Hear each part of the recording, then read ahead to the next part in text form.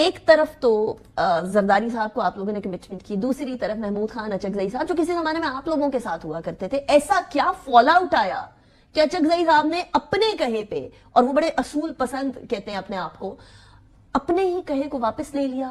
وہ غیر جمہوری قسم کی پارٹی جو ابھی آپ نے سنا انہوں نے کیا فرمایا، ان کی طرف چلے گا؟ جی بسم اللہ الرحمن الرحیم. دیکھیں بہت ساری ایسی پولیٹیکل پارٹیز ہیں جو گورنمنٹ کے جو الائنس ہے اس کا حصہ نہیں ہے، لیکن ان کے ساتھ ہمارے تعلقات بہت اچھے رہے ہیں، اور محمود خان اچکزئی صاحب کے ساتھ ہم نے ایک بڑی لمبی جنگ لڑی ہے. تو وہ اگر ان کا فیصلہ بھی ہے کہ وہ اپوزیشن میں بیٹھنے جاتے ہیں تو ہم اس بات کی رسپیکٹ کرتے ہیں، اور جو ہے وہ ہماری کوشش ہوگی کہ ایسے معاملات پہ جس میں ملک کا مفاد ہو اس پہ ہم ایک دوسرے کے ساتھ مل بیٹھ کے کام کریں. نہیں، مل بیٹھ کر تو کام کریں، لیکن آپ لوگوں نے اس سے پہلے ان کو ریچ آؤٹ نہیں کیا نا؟ شاید آپ ریچ آؤٹ تو کرتے، ان کو ریچ آؤٹ کیا تھا محمود خان اچکزئی صاحب کو کہ اس ساری صورتحال کے اندر at least politically be with us? نہیں، ہم نے تمام جو اسٹیک ہولڈرز تھے ان کو ہم نے آپ نے تو مولانا صاحب سے بھی ملاقات نہیں کی؟ انہوں نے بھی شکووں کے انبار جمع کر دیے تو اس کے بعد پھر نواز شریف صاحب کو جانا پڑا. میاں نواز شریف صاحب بھی ان سے ملے، اس سے پہلے ہماری بعد ٹیم میں ملے نا؟ بعد میں ملے، اس سے پہلے ہماری ٹیم ملتی رہی، اس سے پہلے شہباز صاحب ان کے گھر گئے تب ملے، اس سے پہلے بھی ملاقاتیں ہوئیں. دیکھیں ہر کسی پولیٹیکل پارٹی کی اپنی ایک آئیڈیالوجی ہوتی ہے، اپنے سرکمسٹانسز ہوتے ہیں، وہ اس کے حساب سے چلتی ہے. تو بعض اوقات اس طرح ہو سکتا ہے کہ ہمارے بہت قریب جو لوگ رہے ہیں وہ ہمارے ساتھ شاید اس الائنس میں نہ آ سکیں، لیکن ہم پھر بھی ان کی رسپیکٹ کرتے ہیں، جو کنٹریبیوشن ہے ڈیموکریسی کے لیے اور رول آف لاء کے لیے، اس کو ہم اکنالج کرتے ہیں. رائٹ، ٹھیک ہے. سینیٹر نواز وفی صاحب، ایک طرف تو ہمیشہ پاکستان تحریک انصاف، ان لمبی ایک میں نے فہرست آپ کے سامنے رکھ دی ہے، 1 2 3 4 5 ایسے لوگ ہو گئے، اشخاص ہو گئے یا جماعتیں ہو گئی جن کے خلاف بات کرتی رہی تھی. یہی بات پاکستان پیپلز پارٹی PMLN کہتی ہے کہ politics is a name of possibilities, اور کسی بھی ٹائم پر کسی سے بھی بات کرنی پڑ سکتی ہے. تو کیا سیاست میں اس حد تک چلے جانا چاہیے کہ یا تو آپ کسی کو چور ڈاکو کہہ لیں، یا کسی کو چپراسی کہہ لیں، یا دوپٹہ لے کے اس کا مذاق اڑا لیں اور اس کے بعد اسی کی طرف چلے جائیں، اس کے بعد بولیں کہ یہ تو پاکستان کے لیے بھی، بلوچستان کے لیے بھی اچھی بات ہوگی؟ ڈونٹ یو تھنک کہ پالیٹکس بہت زیادہ ایکسٹریم پر پہنچ گئی ہے، تھوڑا سا کول ڈاؤن کرنے کی ضرورت ہے ٹیمپریچر کو؟ اعوذ باللہ من الشیطان الرجیم، بسم اللہ الرحمن الرحیم. بالکل آپ سے صحیح ہے، کول ڈاؤن کرنے کی ضرورت ہے، لیکن آپ دیکھیے کہ جو 8 فروری کو پاکستان میں ہوا ہے اس کے بعد چیزوں نے ایک ڈیفرنٹ پیرانہ لے لیا. اب اس طرح کے حالات نہیں ہیں. جو کچھ 8 فروری کے دنوں میں پاکستان کی 76 سال کی تاریخ میں ایسا واقعہ وقوع نہیں ہو سکا جو 8 فروری کو ہوا، کہ پاکستان کی عوام نے اپنی تقدیر کا فیصلہ پہلی دفعہ اپنے ہاتھ سے کیا، and they believed in it, کہ ہم واقعی اس ریاست کی سب سے بڑی مقدر اعلیٰ والی طاقت جو ہے وہ عوام کے پاس تھی، اور وہ نکلے اور انہیں اپنا رائے حق دے استعمال کیا. لیکن جس طریقے سے اس کے اوپر ڈاکہ زنی دن دہاڑے کیا گیا، اور ساری قوم نے دیکھا، اور ایک دن نہیں 3 دن مسلسل، دن رات رزلٹ چینج ہوتے، رات 2 بجے، صبح 5 بجے، پھر 9 بجے، کرتے کرتے 3 دن کے بعد اچانک عوام کو یہ ان کی اوقات جب دکھائی گئی تو اس کے بعد یہ چیزیں تبدیل ہو گئی. جن 2 اشخاص کی آپ بات کر رہے ہیں، چاہے وہ مولانا صاحب ہوں چاہے محمود خان اچکزئی صاحب ہوں، یقیناً ہمارے ایک پرنسپل ہی ہمارا اختلاف رہا ہے، پاس میں رہا ہے، لیکن آپ 8 فروری کے بعد ان دونوں اشخاص کا ایک نیریٹو سٹانس دیکھیے.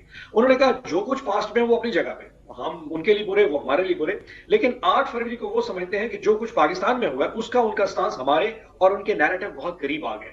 اور جب محمود خان اچکزئی صاحب نے کل جو تقریر کی ہے عوام میں، یہ تو کل کی تقریر ہے، ہمارا فیصلہ ان کے حوالے سے پچھلے 1 ہفتے پہلے ہو چکا تھا. لیکن سر صاحب، I'm sorry I'm cutting you short، لیکن کیا اگر پاکستان تحریک انصاف کی فیور میں کوئی بات کرے تو وہ ٹھیک، میٹھا میٹھا، ہپ ہپ، کڑوا کڑوا، تھو تھو؟ یہاں آپ کو ڈیفرینشیٹ کرنے پڑے گا. پاکستان تحریک انصاف کی فیور کی بات نہیں، پاکستان کے عوام کی بات کی ہے. مولانا فضل الرحمان صاحب اور اچکزئی صاحب نے جو دونوں گفتگو کی ہیں، ان کا مین نیریٹو کیا تھا کہ پاکستان کے عوام کو ڈپرائیو کر دیا گیا، ان کو محروم کر دیا. 2018 میں بھی یہی سمجھتے تھے کہ آپ سلیکٹ ہوتے ہیں. اگر میں آپ کو بات، اگر ہم اتنے زیادہ ہوس میں ہوتے تو ہم پیپلز پارٹی کے ساتھ مل کے حکومت بنا نہیں سکتے تھے. آپ کو خورشید صاحب کا بیان یاد ہے، انہوں نے کہا کہ انہوں نے ہمیں آفر کی جو ہم نے ان کے کال ریجیکٹ کر دی.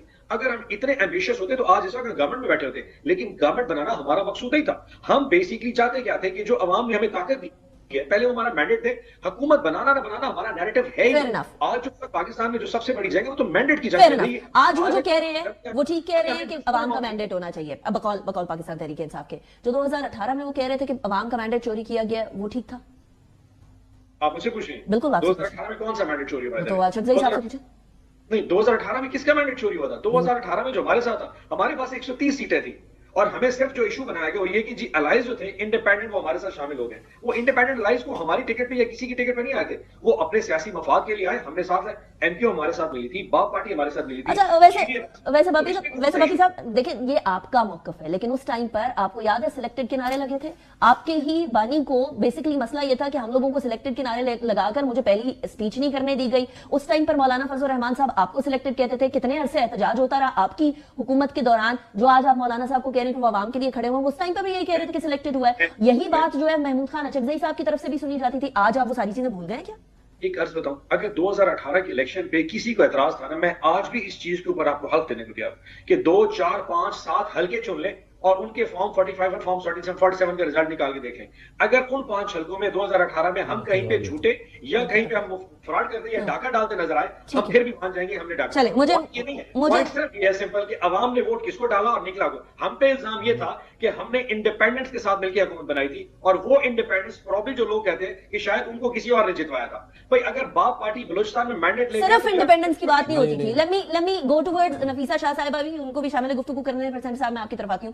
نفیسہ صاحبہ, ایک تو ابھی وہ فرما رہے ہیں کہ اگر ہم لوگوں کو بہت شوق ہوتا حکومت میں آنے کا تو پھر تو ہم پاکستان پیپلز پارٹی کے ساتھ جا کر کسی طریقے سے الائنس بنا کر حکومت کے اندر بیٹھے ہوتے. آج اقتدار ان کا ہوتا, انسٹیڈ آف یہ کہ پی ایم ایل این کی کابینہ اور پی ایم ایل این کے پرائم منسٹر بننے کی طرف معاملہ جا رہا ہوتا. کل پرائم منسٹر کا الیکشن بھی ہونا ہے, کل تمام چیزیں باقاعدہ طور پر کابینہ کے اندر, باقاعدہ طور پر نیشنل اسمبلی کے اندر معاملات بنیں گے, اس کے بعد کابینہ بنے گی. ایسی صورتحال میں جہاں کل کے حریف آج کے حریف اور کل کے حریف آج کے حریف بن رہے ہیں, آپ کو لگتا ہے کہ there's a point جہاں کہ وہ بڑی جماعتیں, سیاسی جماعتیں جو کہ پاکستان کی سیاست کو آگے لے کر جا سکتی تھی, وہ پیچھے دھکیل رہی ہیں پاکستان کی سیاست کو؟